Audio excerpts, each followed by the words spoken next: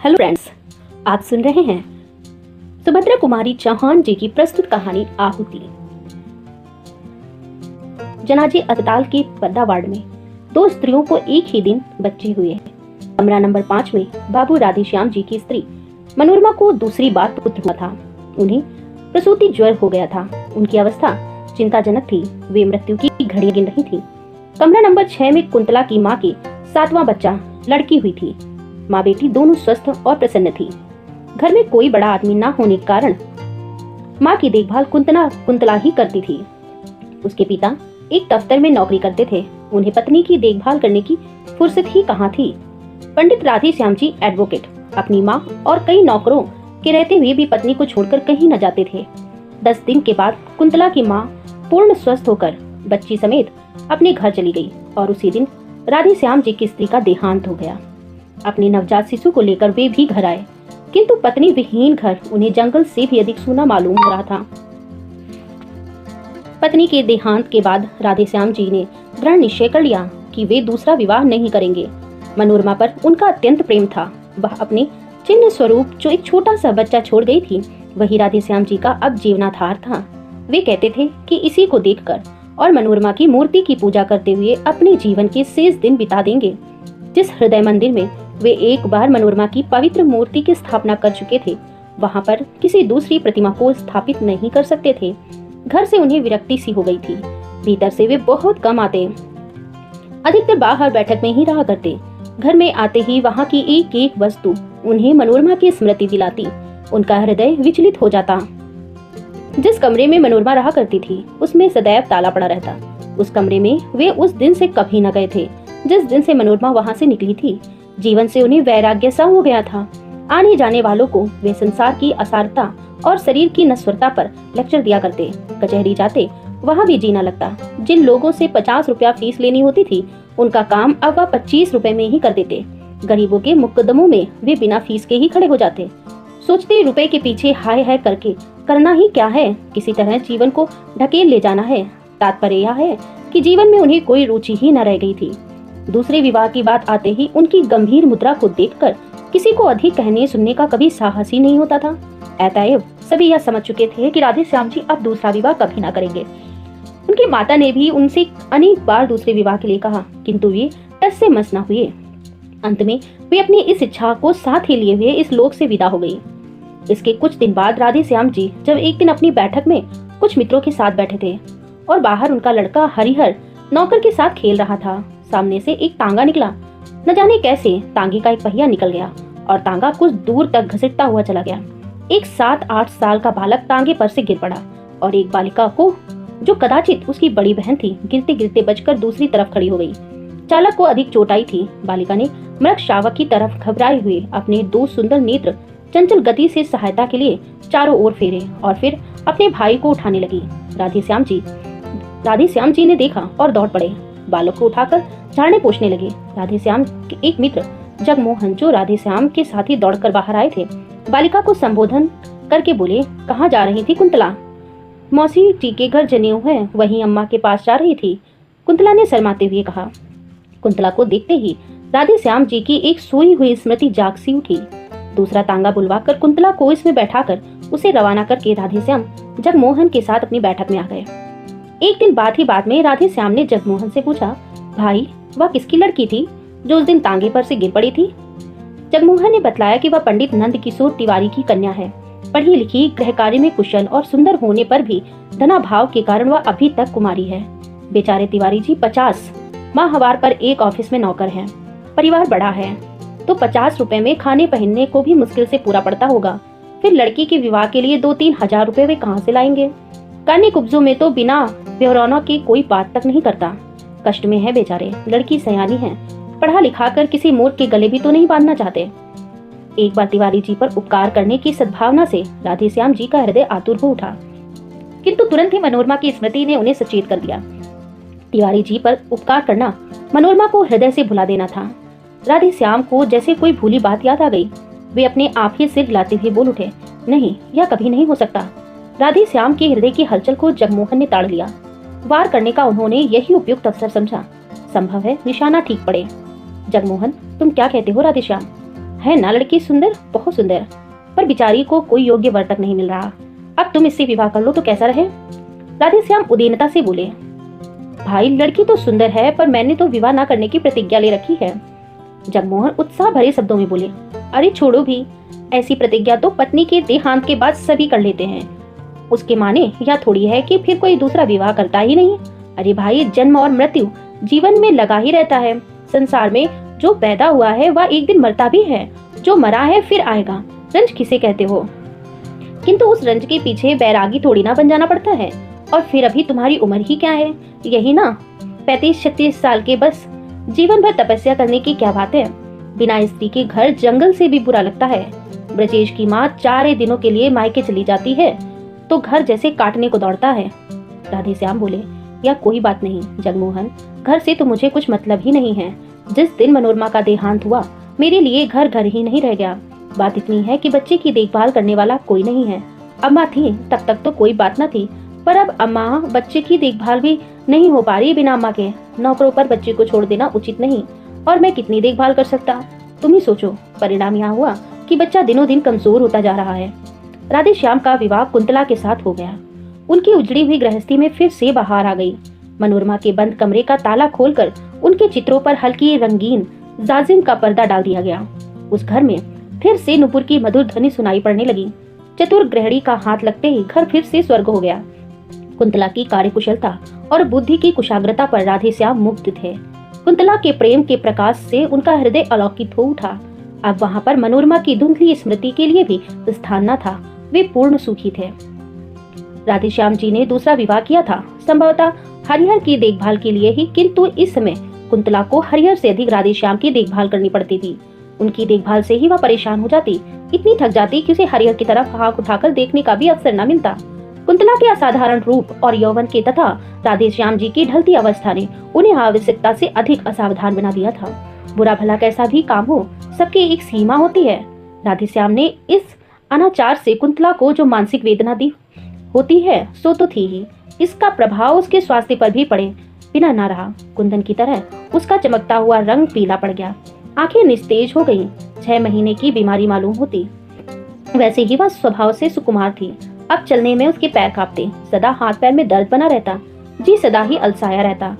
खाट पर लेट जाती थी तो उठने की हिम्मत न पड़ती। कुंतला की इस अवस्था से राधेश्याम अनभिज्ञ हो सो बात न थी। उन्हें सब मालूम था। कभी कभी ग्लानि और पश्चाताप उन्हें भले ही होता, किंतु लाचार थे। कहते हैं ढलती उम्र का विवाह और दूसरे विवाह की सुंदर स्त्री मनुष्य को पागल बना देती है। था भी कुछ ऐसा ही। कुंतला अपने जीवन से कुछ बेजार सी हो रही थी, किंतु वह राधेश्याम को किस प्रकार रोक सकती थी। वह तो उनकी विवाहिता ठहरी।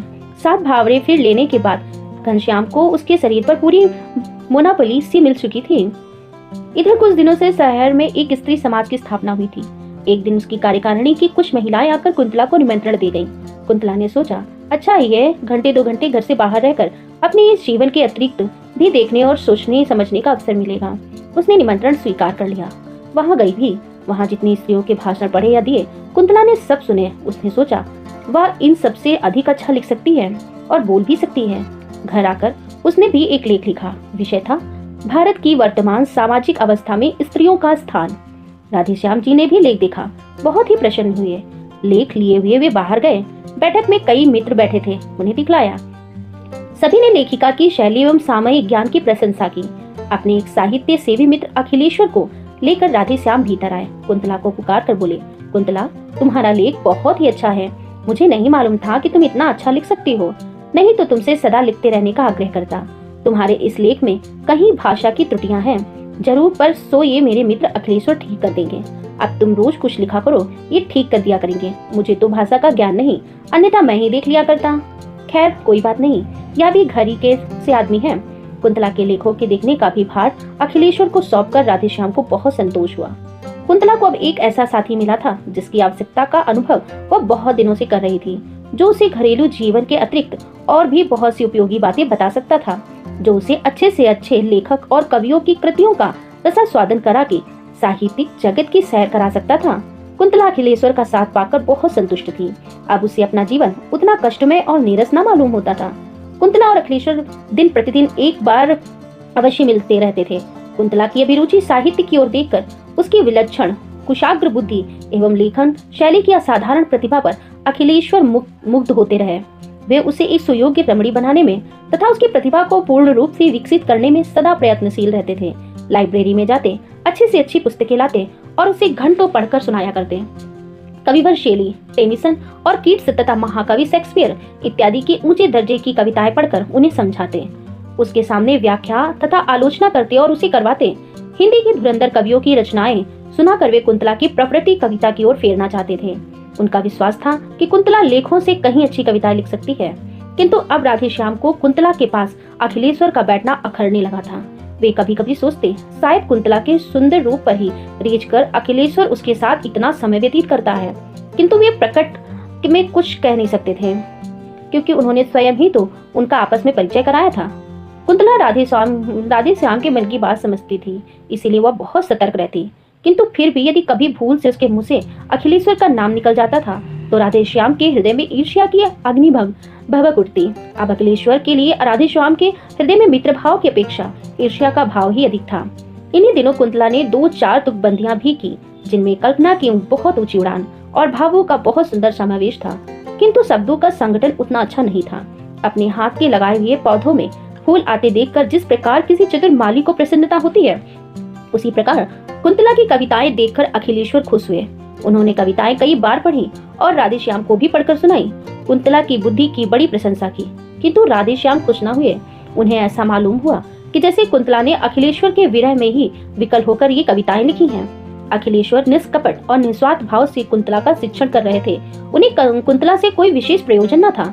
कुंतला के इस शिक्षण में उन्हें इतना ही आत्मसंतोष था कि वे साहित्य की एक सेविका तैयार कर रहे हैं, जिसके द्वारा कभी न कभी साहित्य की कुछ सेवा अवश्य होगी। राधेश्याम के हृदय में इस प्रकार उतने उनके प्रति ईर्ष्या के भाव प्रज्वलित हो चुके थे, इसका उन्हें ध्यान भी न था, क्योंकि उनका हृदय निर्मल और पवित्र था। अखिलेश्वर कई दिनों तक लगातार बीमार रहने के कारण घर के बाहर निकल न सकते। खाट पर अकेले पड़े पड़े धनिया गिनते हुए उन्होंने अनेक बार कुंतला की याद आई। कई बार उन्होंने सोचा कि उसे बुलावा भेजें, फिर जाने क्या आगा पीछा सोचकर वे कुंतला को बुला न सके। इधर कई दिनों से अखिलेश्वर का कुछ भी समाचार ना पाकर कुंतला भी उनके लिए उत्सुक थी। हर बार यही सोचती, एकाएक इस प्रकार उन्होंने आना क्यों बंद कर दिया, क्या बात हो गई। किंतु वह अखिलेश्वर के विषय में राधेश्याम से कुछ पूछते हुए डरती थी। इसी बीच एक दिन कुंतला की माँ ने कुंतला को बुलावा भेजा। राधेश्याम कुंतला से यह कहकर कि जब तांगा आवे तुम चली जाना, कचहरी चले गए। कुंतला माँ के घर जाकर जब वहाँ से 3 बजे लौट रही थी तो रास्ते में हाथ में दवा की शीशी लिए हुए अखिलेश्वर का नौकर मिला। नौकर से मालूम करके कि अखिलेश्वर बीमार है, कई दिनों तक तेज बुखार रहा है, अब भी कई दिनों से घर से बाहर ना निकल सकेंगे। कुंतला अपने आप को रोक ना सकी।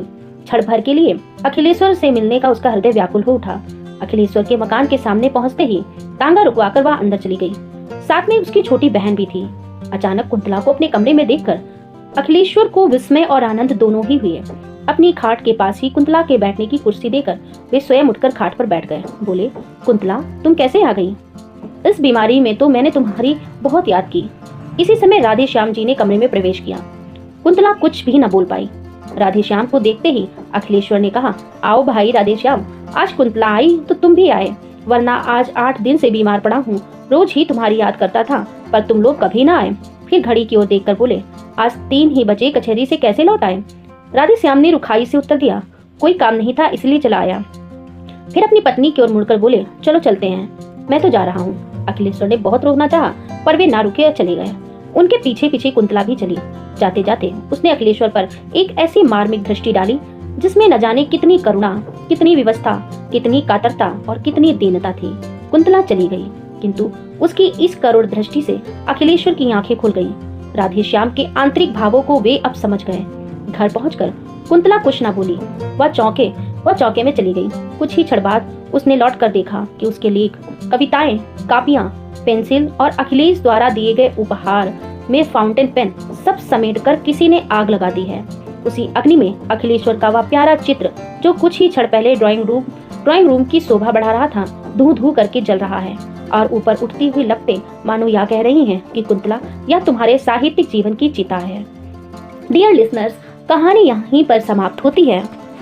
सुभद्रा कुमारी चौहान द्वारा लिखित यह कहानी एक भावपूर्ण कहानी है जो नारी के त्याग, मानसिक द्वंद्व और साहित्यिक जीवन के अंत को रेखांकित करती है। इस कहानी में कुंतला के जीवन में एक ऐसा मोड़ आता है जहां वह अपने प्रेम और साहित्यिक रचनाओं का त्याग करती है जो आहुति का प्रतीक बनी। यह कहानी प्रेम, वेदना और समर्पण के भावों को चित्रित करती है, जिसमें कुंतला अपने आत्मीय जन के प्रति भावनाओं को समझती है। कुंतला द्वारा कापियों और पेन को जलाना उसके वैवाहिक जीवन में आने वाली चिंताओं और साहित्यिक कार्यों के प्रति उपेक्षा को दर्शाता है। डियर लिसनर्स, अगर आपको इतनी मार्मिक और पारिवारिक कहानी पति पत्नी के जीवन से संबंधित मेरे स्वरों में अच्छी लगी, मेरे द्वारा सुनाई जाने से आपको पसंद आई है, तो प्लीज इस कहानी को अपने फ्रेंड्स, फैमिली में शेयर करें। और अगर आपने अभी तक मेरे चैनल को सब्सक्राइब नहीं किया है तो प्लीज चैनल को सब्सक्राइब करें एंड बेल आइकॉन को प्रेस करें, जिससे कि आने वाली न्यू वीडियो की नोटिफिकेशन सबसे पहले आपको मिले। और इसी प्रकार सदाबहार साहित्यिक हिंदी कहानियों को सुनने के लिए चैनल से जुड़े